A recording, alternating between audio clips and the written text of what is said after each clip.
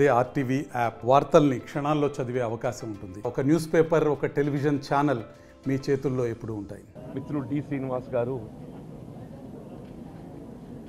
అంటే వాస్తవంగా విద్యార్థి దశ నుండే ఎన్ఎస్యుఐ నాయకుడిగా, యువజన కాంగ్రెస్ నాయకుడిగా, కాంగ్రెస్ పార్టీ ఆలోచన విధానానికి అనుగుణంగా మరి ఈ దేశ స్వాతంత్రం కొరకు ప్రాణాలు అర్పించినటువంటి ఒక త్యాగమూర్తులే కానీ మరి వారి ఆలోచన విధానానికి అనుగుణంగా ఆయన ఆరంభం నుండి కాంగ్రెస్ పార్టీ బలోపేతమే తన వంతు బాధ్యతగా లక్ష్యంగా ఎంచుకొని కృషి చేసినటువంటి వారు ఉమ్మడి ఆంధ్రప్రదేశ్ రాష్ట్రంలో తెలుగుదేశం ప్రభుత్వ హయాంలో ఏదైతుందో కాంగ్రెస్ పార్టీ ప్రతిపక్ష పార్టీ హోదాలో ఉన్నప్పుడు కాంగ్రెస్ పార్టీ బలోపేతం కొరకు అంటే వాస్తవంగా రాష్ట్రంలో కాంగ్రెస్ పార్టీ అధికారం రావటంలో ప్రధాన పాత్ర పోషించింది డి శ్రీనివాస్ గారు అని చెప్పి చెప్పక తప్పదంటుంది.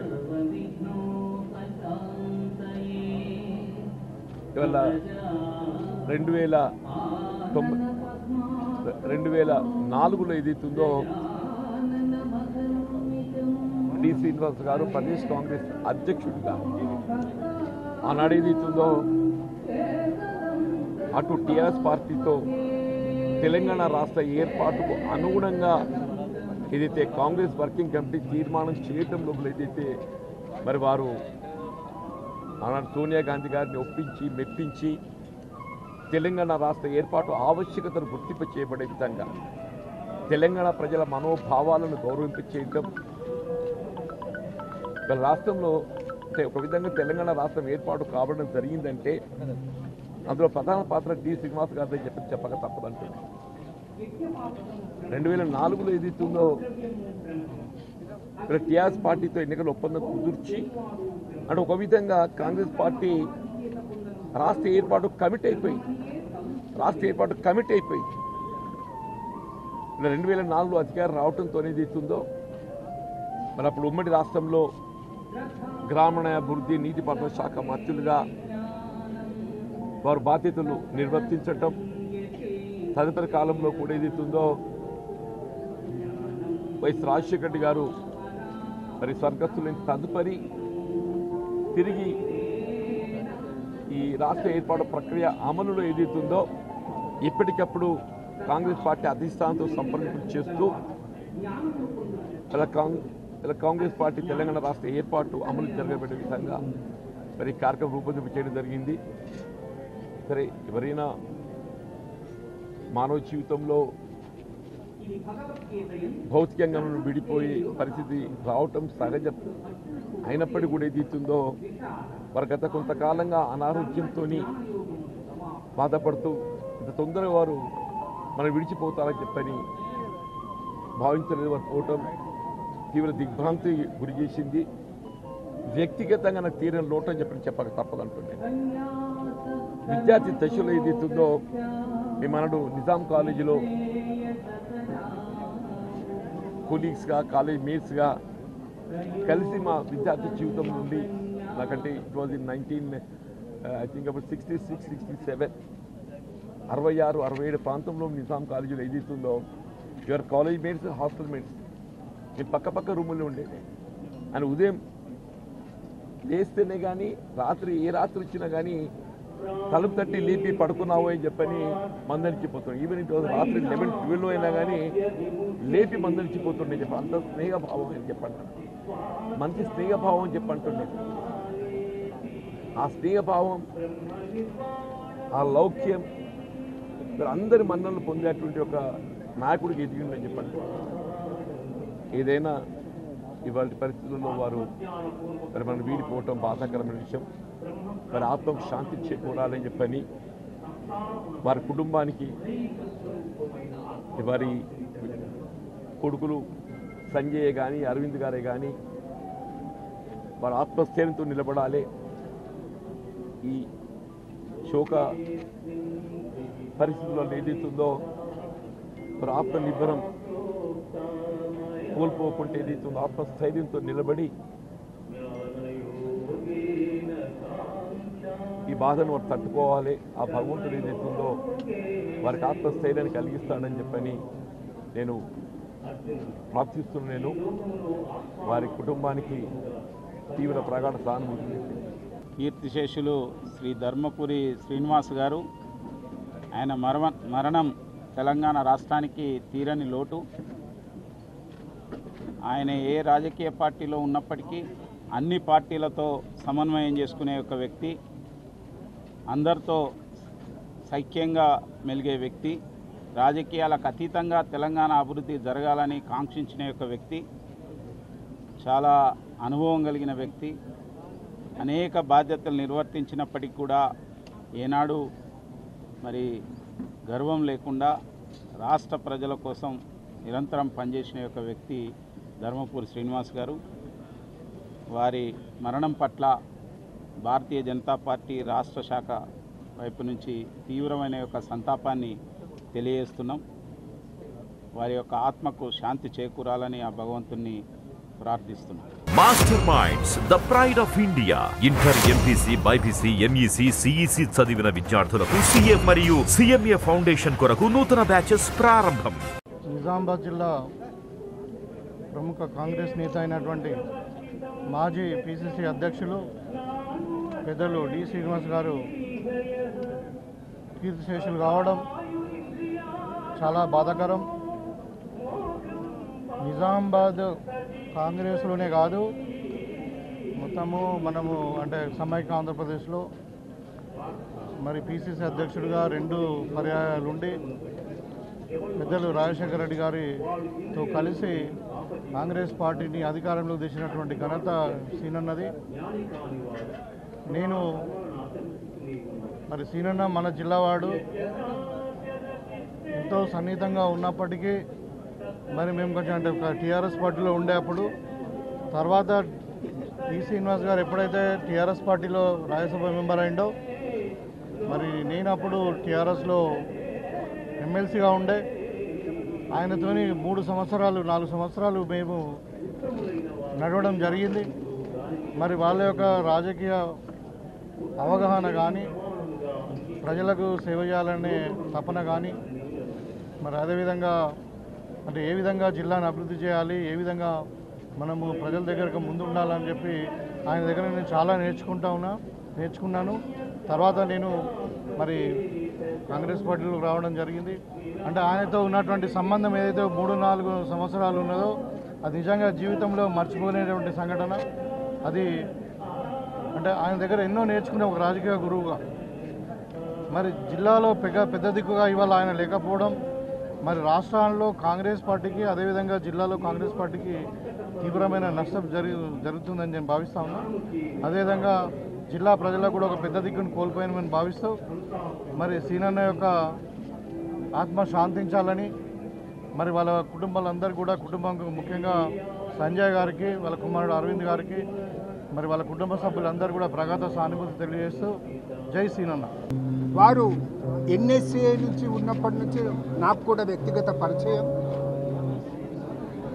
వారు పిసిసి అధ్యక్షులుగా ఉన్నప్పుడు వారితో పాటు పిసిసిలో జనరల్ సెక్రటరీగా ఉండి పనిచేసే అవకాశం కలిగింది. ఆయన ప్రత్యేక తెలంగాణ వాది. ఉమ్మడి ఆంధ్రప్రదేశ్కు పిసిసి అధ్యక్షుడైన ఆయన ఎప్పుడు కూడా తన తెలంగాణ వాదాన్ని మరుగునపరచలేదు. కొందరు సమైక్యతావాదులు ఆయన దగ్గరకు వచ్చి మీరు ఉమ్మడి రాష్ట్ర పిసిసి అధ్యక్షులు, ప్రత్యేక తెలంగాణ వాదం మీరు మాట్లాడొద్దనే మాట చెప్తే వారులే తాను ఎందుకు తెలంగాణ ప్రత్యేక రాష్ట్రం కావాలని కోరుకుంటున్నాననేసి వారికి కన్విన్స్ చేసి పంపించేవారు. అటువంటి నాయకుడు అనేది మన మధ్యలో లేకపోవడం అనేది కాంగ్రెస్ పార్టీకి మరి తెలంగాణ ప్రజలకు తీరని నష్టం. ఆయన కమిటెడ్ కాంగ్రెస్ మెన్, కమిటెడ్ బీసీవాది. ముఖ్యంగా నిజామాబాద్ డిస్టిక్లో ఆయన చేసిన సేవలు మీకందరికీ తెలుసు. ఆయన తన చివరి రోజుల్లో కాంగ్రెస్ కండువాతోటే కప్పుకొనేసి పోవాలనే ఆకాంక్ష వారిలో ఉండేది. మేము నిన్న మార్నింగ్లే వారు కాలం చేయారని అనగానే తెలియగానే మార్నింగ్ 7:30కే హనుమంతరావు గారు పోయేసి హాస్పిటల్లో ఉండి చివరి వరకు అక్కడి నుంచి హైదరాబాద్ నుంచి బయలుదేరి వరకు ఉండటం జరిగింది. కాంగ్రెస్ పార్టీ కండువాను వారి భౌతిక శరీరంపై బట్టి విక్రమార్క గారు, శ్రీధర్ బాబు గారితో పాటు మేము పిసిసి తరఫున కాంగ్రెస్ పార్టీ పతాకాన్ని వారిపై కప్పి వారి యొక్క చివరి ఆకాంక్షలు నెరవేర్చే అవకాశం అనేది కలిగిందన్నమాట మనం చేస్తూ వారికి ఆత్మశాంతి కలగాలని, వారి కుటుంబానికి ప్రగాఢ సానుభూతిని తెలియజేస్తా ఉన్నాం. ఎంపీసీ బైపీసీ విద్యార్థులకి ఒక వరం సిఏ సిఎంఏ కోర్సులు. సిఏ సిఎంఏ చదివే విద్యార్థుల్లో 40% మంది ఎంపీసీ మరియు బైపీసీ విద్యార్థులే. Master minds. ఆంధ్రప్రదేశ్ రాజకీయ చరిత్రలో ఒక ప్రముఖ స్థానంతో పాటు యావత్ కాంగ్రెస్ పార్టీలో ఒక మహోన్నతమైన నాయకుడిగా ఎదిగినటువంటి గౌరవనీయులు ముద్దుగా పిలువబడే సీనన్న గారు స్వర్గస్థులు అవ్వడం అనేది రాష్ట్ర కాంగ్రెస్ పార్టీతో పాటు ముఖ్యంగా నిజామాబాద్ కాంగ్రెస్ పార్టీకి ప్రజలకి తీరని లోటు. డి శ్రీనివాస్ గారితో నాకు 40 ఏళ్ల అనుబంధం. నేను విద్యార్థి దశలో ఉన్నప్పుడు ఎన్ఎస్యుఏ జిల్లా అధ్యక్షుడిగా పదవి బలవంతంగా నన్ను రాజకీయాలకు తీసుకొచ్చి నీకు మంచి భవిష్యత్తు ఉంటుంది, ఈ పదవి తీసుకోవాల్సిందని పట్టుబట్టి నన్ను జిల్లా ఎన్ఎస్యు అధ్యక్షుడిగా నియమింపజేసినటువంటి రాజకీయ గురువు. కాంగ్రెస్ పార్టీలో 80 దశకంలో రాజకీయాల్లోకి తీసుకురావడమే కాకుండా ఓనమాలు కూడా నేర్పించినటువంటి మహనీయుడు శ్రీనివాస్ గారు. రాజకీయంగా ఎన్నో అడిదొడులు ఎదుర్కొని ఒక చిన్న స్థాయి నుండి 2 మార్లు పిసిసి అధ్యక్షుడి స్థాయికి, మంత్రి పదవి స్థాయికి ఎదగడం అనేది ఆషామాషి విషయం కాదు. దానికి కారణం ఆయనకున్నటువంటి అకుంఠిత దీక్ష, క్రమశిక్షణ, అన్నిటికి మించి పార్టీ పట్ల ఉన్నటువంటి విధేయత, గాంధీ కుటుంబంతో ఉన్నటువంటి అనుబంధం. 90 దశకంలో వారు మంత్రిగా ఉన్నప్పుడు, తర్వాత పిసిసి అధ్యక్షుడు అయినప్పుడు యావత్ జిల్లా ప్రజలంతా కూడా భవిష్యత్తు ముఖ్యమంత్రిగా కళ్ళుగన్నటువంటి సందర్భం. రాజకీయాల్లో జరుగుతున్న మార్పుల వల్ల ఆ స్థాయికి ఎదగలేకపోయినా అరుగుల రాజారాం తర్వాత శ్రీనివాస్ గారు ఈ రాష్ట్ర కాంగ్రెస్ చరిత్రలో చిరస్మరణీయులు. రాజకీయంగా కొన్ని సందర్భాల్లో నేను వారు మాతో విభేదించినప్పటికీ కూడా ఎప్పుడు ఆయన తారసపడ్డా మేము తల వంచి గౌరవంతో ఆయన్ని పలకరించే వాళ్ళం. ఆయన కూడా ఎప్పుడు పలకరించినా రాజకీయాలు పక్కన పెట్టి పిల్లలు ఎలా ఉన్నారు, పిల్లలు ఏం చదువుతున్నారన్నట్టు. అంటే రాజకీయంగా విభేదించినప్పటికీ కూడా ఒక గురువుకి శిష్యుడికి మధ్య ఉండాల్సినటువంటి ప్రేమ ఈ రోజు వరకు కూడా చిరస్మరణీయంగా ఉంది.